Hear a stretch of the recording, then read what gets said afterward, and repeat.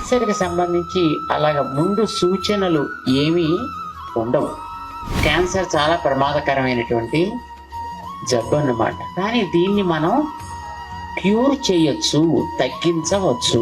ప్రతిమా సంస్థ ద్వారా, cancer institute ద్వారా ఒక ట్రీట్మెంట్ మనం ఏడాది పాటు వాళ్ళకి ఒక ధైర్యాన్ని కలిగించి ఇంతవరకు మన భారతదేశంలో ఎక్కడా జరగలేదు. ఎందుకంటే ఇది ఒక వరల్డ్ రికార్డ్.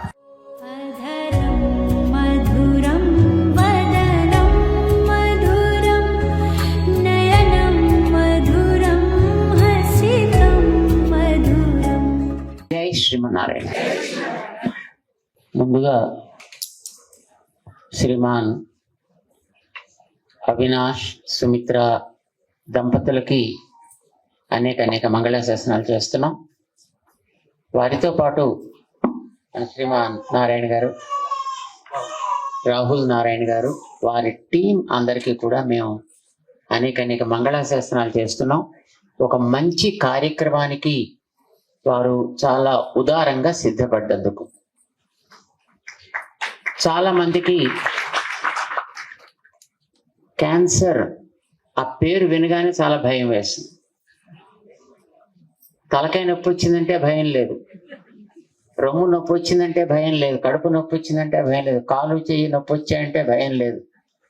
కానీ క్యాన్సర్ అని ఎవరైనా అన్నారంటే చాలా భయం వేస్తుంది.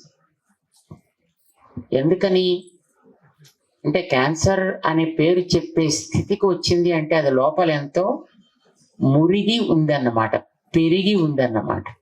మిగతా రోగాల్లాగా క్యాన్సర్ ముందు గుర్తులు ఏమి ఉండవు దానికి. మామూలుగా మనకి గుండె జబ్బు వస్తే దానికి ఏదో కొన్ని గుర్తులు కనిపిస్తాయి. చెమట పట్టడం, ఎడం చేతి వైపు నొప్పి పెట్టడం, చెయ్యి కాస్త ఇబ్బంది కలిగిస్తూ ఉండడము, ఇలాంటివి తెలుస్తాయి. లివర్కి సమస్య వచ్చింది అంటే ఒంట్లో ఏవో రకరకాల మార్పులు వస్తాయి, తెలుస్తుంది. కానీ క్యాన్సర్కి సంబంధించి అలాగ ముందు సూచనలు ఏమీ ఉండవు.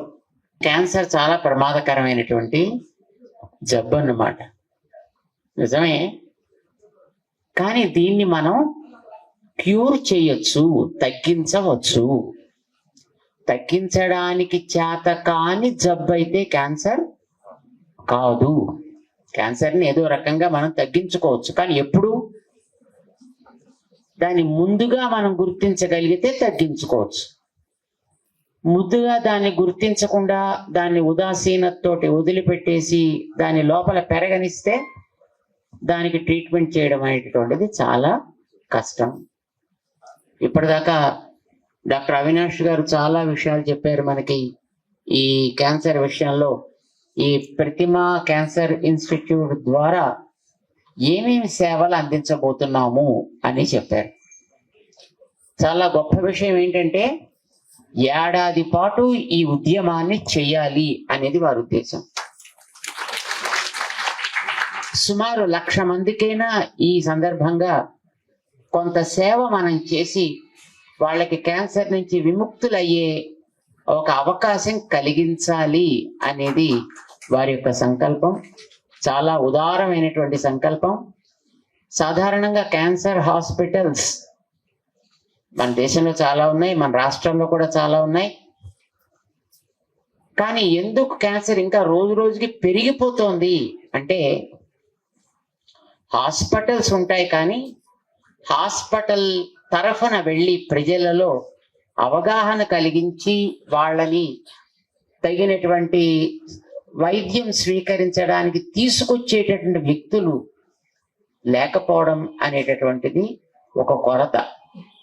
మన వికాస తరంగిణి ఆ కొరతని తీర్చే ఒక ఉద్యమాన్ని తీసుకుంటోంది. మనం క్యాన్సర్కి సంబంధించి మహిళా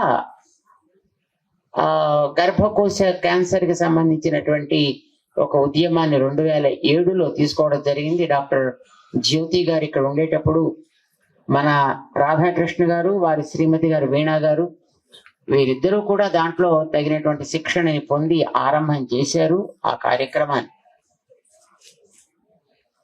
నిజానికి 2007లో చేసినటువంటి ఆరంభంలో 69 గ్రామాలు తిరిగారు వాళ్ళు. 5,000 మందికి దాని మీద ఒక అవగాహన కలిగించి వాళ్ళకి తగినటువంటి ట్రీట్మెంట్ చేసే ఒక వాతావరణాన్ని ఏర్పరచగలిగారు.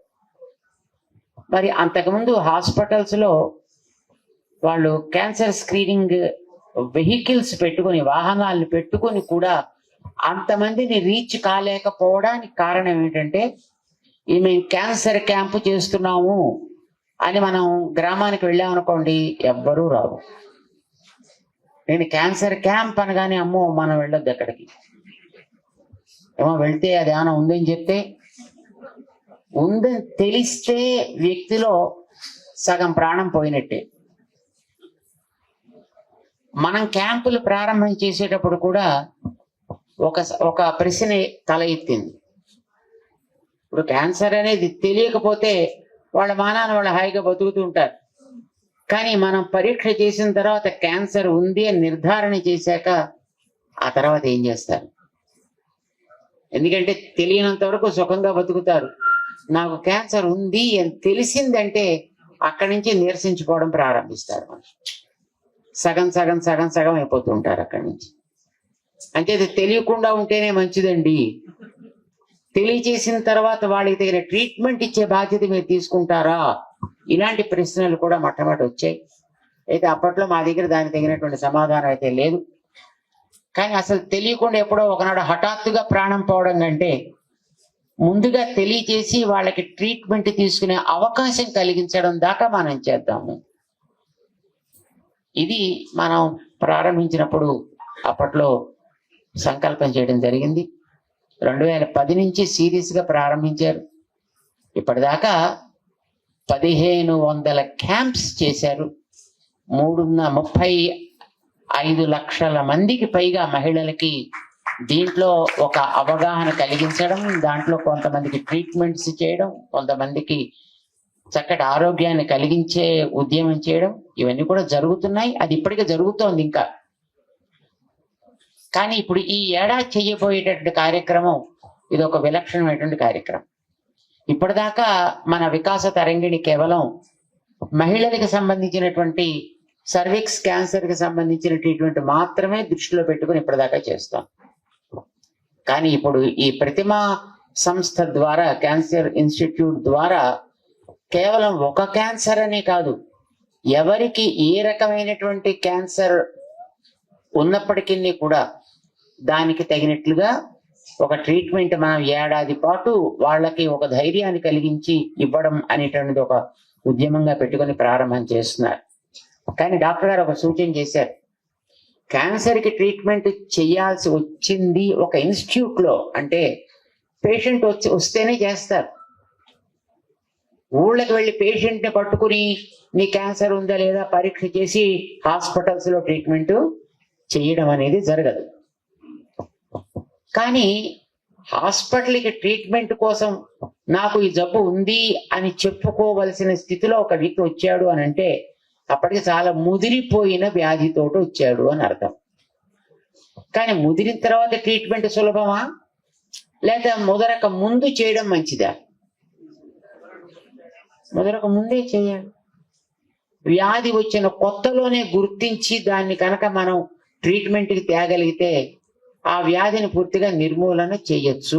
ఇది డాక్టర్స్ చెప్పేది.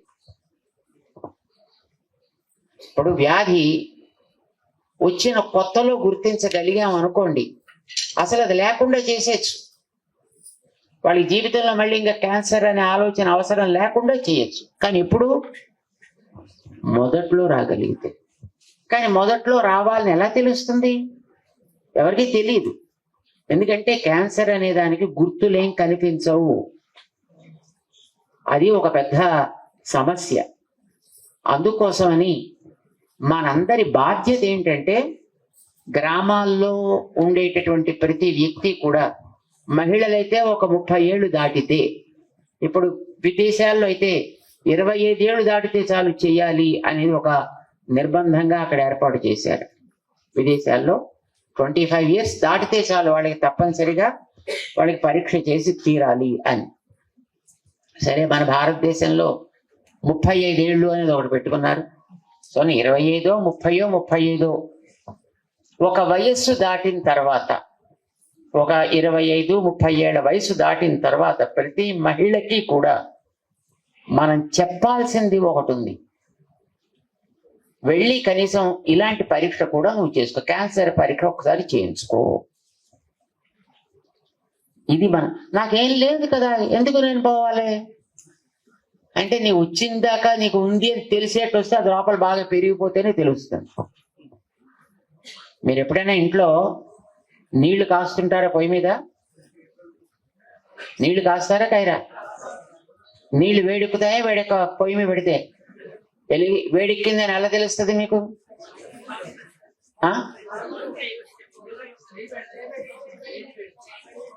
చెయ్యి పెడితే కాలుతుంది, చెయ్యి పెట్టకుండా ఎట్లా తెలుస్తుంది?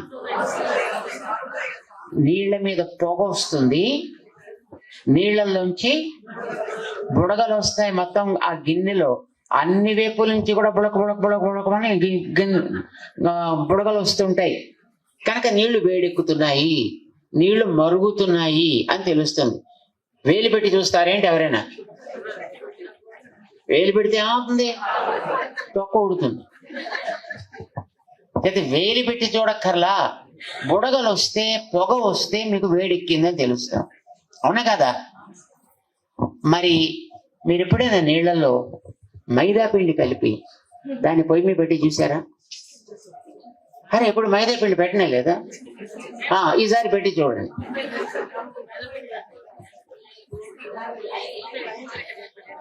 అదే మీరు లై అంటారో ట్రూత్ అంటారో ఏమంటారో నాది.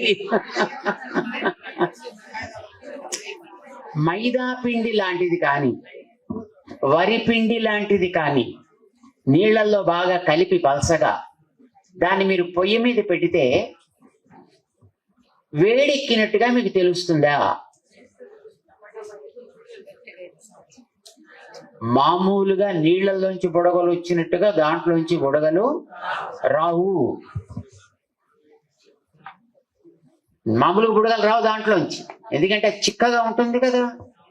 మేము మొట్టమొదటి ఇక్కడ 2007వ సంవత్సరంలో మన క్యాంపు ప్రారంభం చేసినప్పుడు ఇనిషియల్ గా క్యాన్సర్ అవగాహన, క్యాన్సర్ పరీక్ష శిబిరము అని పేరు పెట్టి చేశారు.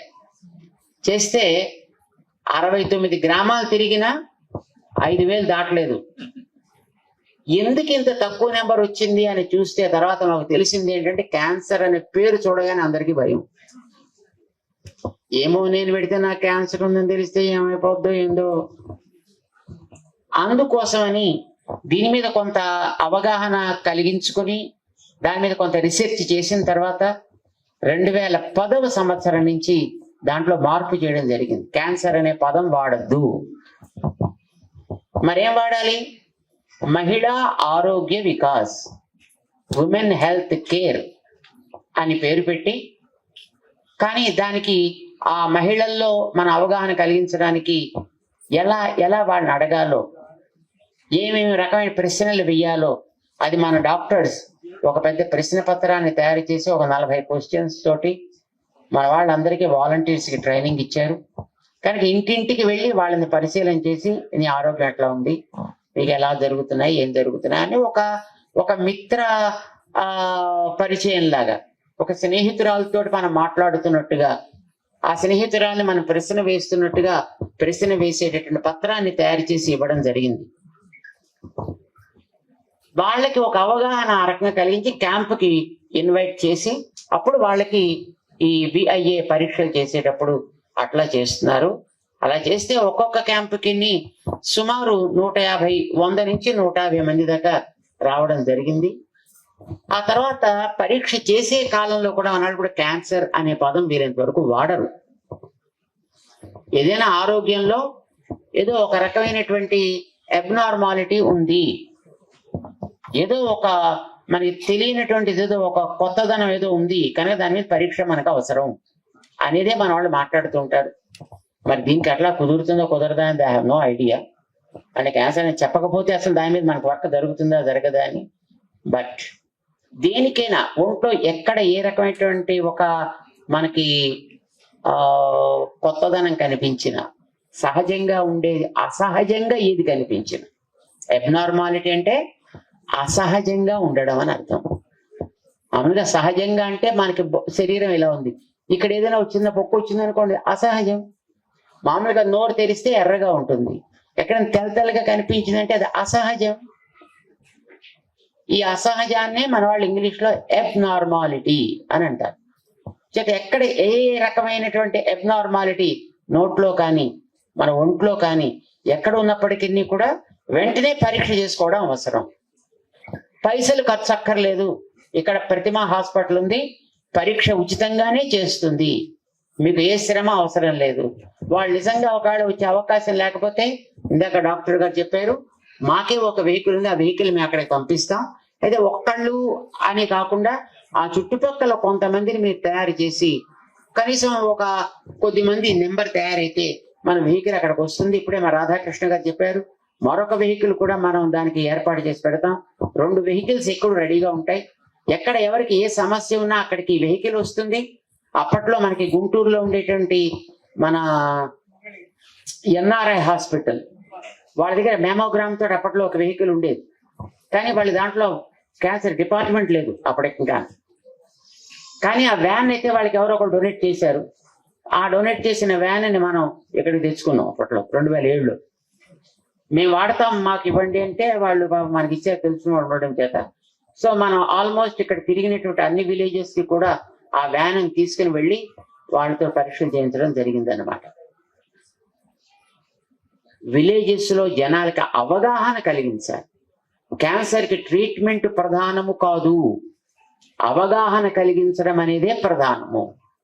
వ్యక్తులలో దానికి సంబంధించినటువంటి ఒక స్పష్టత కలిగించాలి. కలిగించాలంటే ఎవరు చెప్పాలి? అది మనమే చెప్పాలి, మనం వాళ్ళకి చెప్పాలి. మనకి దాని మీద ఒక స్పష్టత ఉండాలి. మనకి తెలిసిన వాళ్ళందరికీ ఆ విషయాన్ని మనం చక్కగా కమ్యూనికేట్ చేయాలి, వాళ్ళకి మనం అందించాలి. వాళ్ళని మనం ఇక్కడ తీసుకొచ్చి పరీక్షకి వాళ్ళని సిద్ధం చేయాలి. ఇది మనందరి బాధ్యత. ఇది కేవలం ఒక హాస్పిటల్ వాడి బాధ్యత కాదు, ఒక వికాస్ తరగని కార్యకర్తల యొక్క బాధ్యత మాత్రమే కాదు. సమాజంలో బాధ్యత కలిగి మన జిల్లాని క్యాన్సర్ విముక్త జిల్లాగా చెయ్యాలి ఒక ఏడాదిలో అనుకునే ప్రతి వ్యక్తికి ఇది ఒక బాధ్యత. మరి ఆ బాధ్యతను మనం అందరం స్వీకరిద్దామా లేదా? ఎంతమంది? దట్స్ గుడ్, చాలా సంతోషం. ఆరంభం చేద్దాం, ఉద్యమంగా ఇది ఒక ఆరంభం చేద్దాం. మిగిలిన కార్యక్రమాలన్నీ పక్కన పెట్టి ఇదే ఒక మహోద్యమంగా ఎంతమందిని మనం కలవగలుగుతాం ఒక నెలలో, ఇది ఒక రిపోర్ట్ కింద మనం తయారు చేద్దాం. తయారు చేసి ఎప్పటికప్పుడు మనం ఏ రోజు ఎంతమందిని కలుస్తున్నాం, ఎంతమందికి ఈ విషయాన్ని మనం చెప్పగలిగాము, దానికి తగ్గట్టుగా కరపత్రాలు తయారు చేసి మనకి ఇస్తారు. కరపత్రాలు మనకు ముద్రించి మీ అందరికి ఇస్తారు. ఆ కరపత్రాల్లో ఏం మాట్లాడాలి, ఎలా మాట్లాడాలి. మామూలుగా మన ఇంటికి వెళ్ళి తలుపు తీసి ఆ వ్యక్తి రాగానే ఏమండి మీకేం క్యాన్సర్ ఉందా అని అడిగామనుకోండి, ఆయన చీపుడు తిరిగేస్తారు మన మీద. అంచేత అలా అడగడానికి వీలు లేదా. అంచేత డాక్టర్ గారి యొక్క ఫస్ట్ డ్యూటీ ఈజ్ ఒక కరపత్రాన్ని తయారు చేసి ముందుగా ఒక చిన్న కరపత్రం, మరి you don't need a very big one, ఒక బ్యాక్ అండ్ బ్యాక్ వచ్చేట్టుగా ఒక కరపత్రం తయారు చేసి, అది కరపత్రం is not creating awareness to the public. మన ఆర్గనైజర్స్ వెళ్ళేటండి మన కార్యకర్తలకి చెప్పాలనుకునే వాళ్ళందరికీ ఏం అడగాలి, మనం ఎలా అడగాలి అనేది ఉంటే అది ఒకసారి ఇస్తే మేము కూడా చూస్తాం అది. సో దాన్ని మనం అందరం కూడా బాగా చదువుకుని ప్రిపేర్ అవుతాం. దాన్ని మనం మన వాళ్ళందరితో మాట్లాడదాం.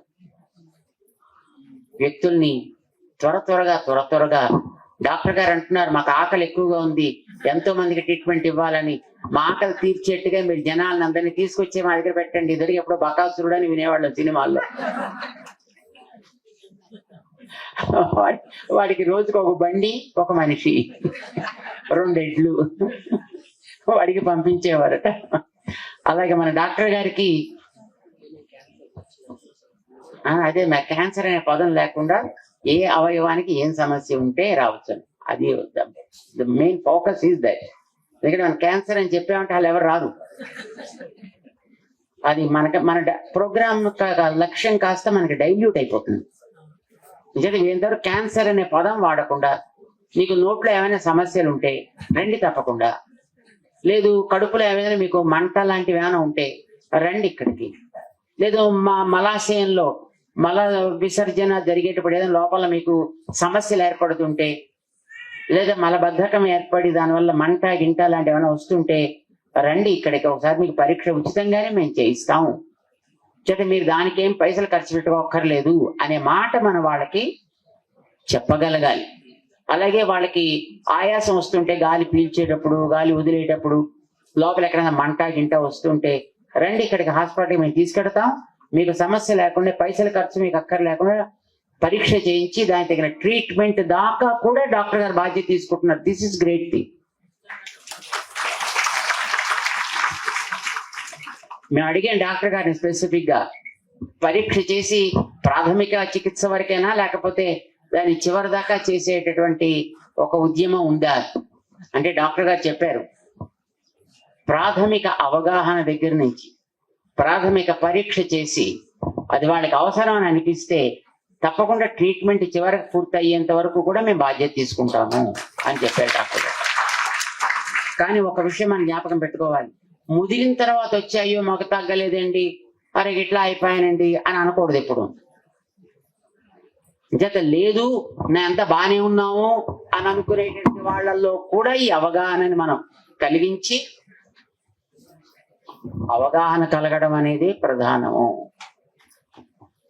డాక్టర్ గారు చెప్పారు మనకి, ఒక 3-4 సంవత్సరాల్లో ఎవరికైనా ఎప్పుడు ఒంట్లో ఏ సమస్య వచ్చినా మనం ఒకసారి పరీక్ష చేయించుకోవడం, డాక్టర్ గారి దగ్గరికి వెళ్ళి అవసరం అనే భావన ఏర్పడేటట్టుగా చేయాలి. ఇది మనం చేయాల్సినటువంటి ప్రధానమైన కర్తవ్యం. దీన్ని చక్కగా తీసుకుందాం. మేము ఎక్కడ హ్యూస్టన్ లో ఉండేటప్పుడు అమెరికాలో రాధాకృష్ణ గారు మాకు ఫోన్ చేశారు, ఇలా చేస్తున్నామండి, ఇలా చేద్దామని అంటారు. మా అవనీష్ గారు వాళ్ళ టీం అంతా కూడా రెడీగా ఉన్నారు ఇది చేయడానికి, ఒకసారి మీరు రాగలుగుతారా అని. నిజానికి మేము ఈ టైంకి మేము గుంటూరులో నడిగటిపాలెం మన ఆశ్రమంలో ఉండాల్సింది. అక్కడ చాలా ప్రధానమైనటువంటి ఒక కార్యక్రమం ఉంది ఈ పూట, మేము అక్కడికి వెళ్లాల్సింది. అందుకోసం మేము తెల్లవారుజామున 4ంటికి విమానం దిగగానే ఆశ్రమానికి కూడా వెళ్లకుండా స్ట్రైట్ గా అక్కడికి వెళ్ళిపోదాం అని ప్లాన్ వేసుకున్నాం. కానీ ఇలాంటి ఒక అద్భుతమైనటువంటి కార్యక్రమానికి మన డాక్టర్ అవనీష్ గారు, వారితో పాటు ఉండేటువంటి మన డాక్టర్స్ బృందం అంతా కూడా సిద్ధపడుతున్నారు అని తెలియగానే, అసలు 2007లో క్యాన్సర్ సంబంధించినటువంటి మహిళా స్క్రీనింగ్ అనేది మనం ప్రారంభించింది ఇక్కడ వరంగల్లోనే. కనుక ఇప్పుడు ఈ ఉచిత వైద్యాన్ని కూడా ఇక్కడ వరంగల్లోనే ఆరంభించాలి అని డాక్టర్ గారు చేసినటువంటి ఆ సూచన, సంకల్పం వెంటనే మా ప్రోగ్రాం మార్చుకుని మేము ఇక్కడికి రావడం జరిగింది. ఉదయం వెళ్లాల్సిన ఆశ్రమానికి ఇప్పుడు మేము సాయంకాలానికి ఎక్కించి మళ్ళీ మాకు 6 గంటల సేపు మళ్ళీ ప్రయాణం.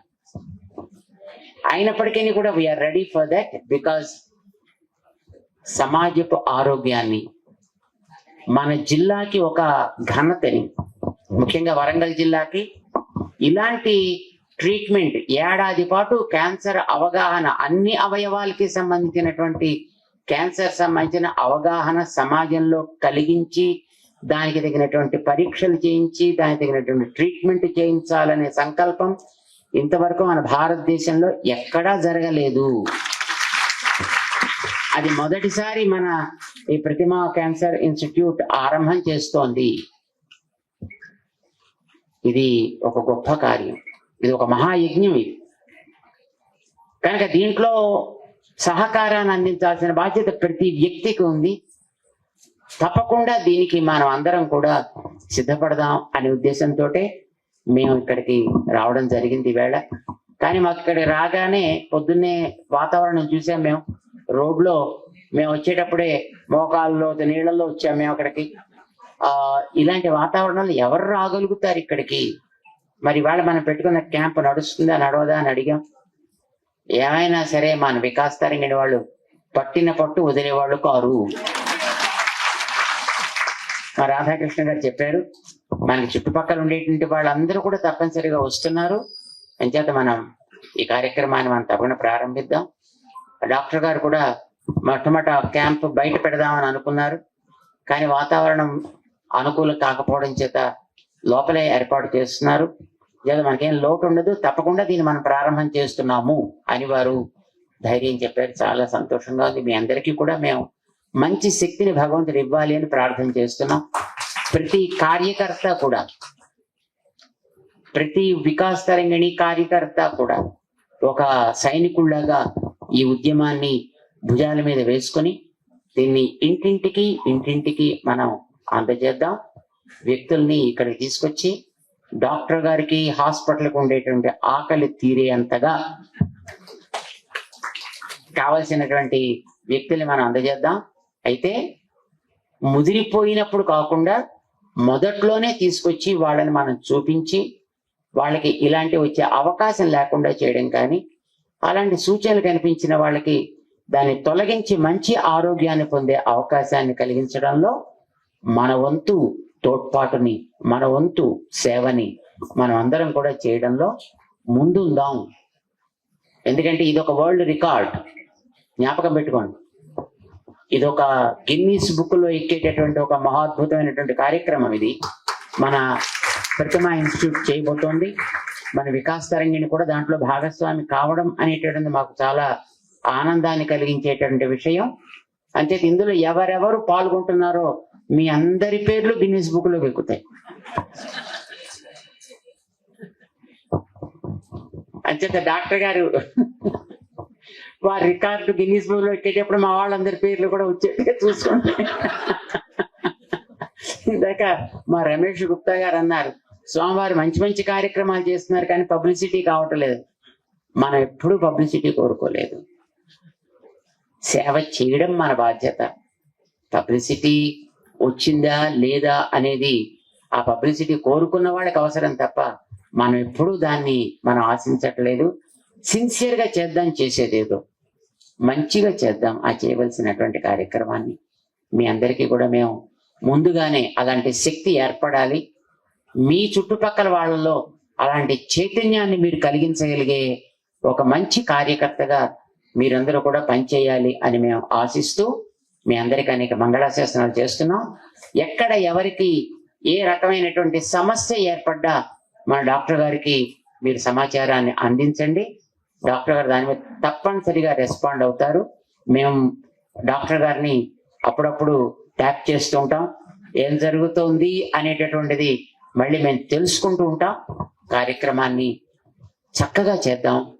మన జిల్లాని క్యాన్సర్ ముక్త జిల్లాగా వచ్చే కార్యక్రమంలో కృషిలో మనందరం భాగస్వాములు అవుదాం. జై శ్రీమన్నారాయణ.